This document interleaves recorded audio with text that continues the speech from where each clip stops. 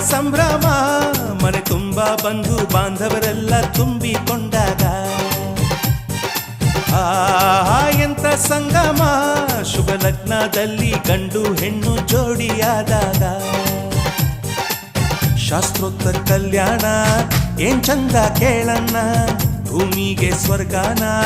ತಂದಂತೆ ನೋಡಣ್ಣ ಮನ ಬಂದ ಹಾಗೆ ಮಾಡಲು ಮದುವೆ ವ್ಯಾಪಾರ ಅಲ್ಲಣ್ಣ ಎಂತ ಸಂಭ್ರಮ ಮನೆ ತುಂಬ ಬಂಧು ಬಾಂಧವರೆಲ್ಲ ತುಂಬಿಕೊಂಡಾಗ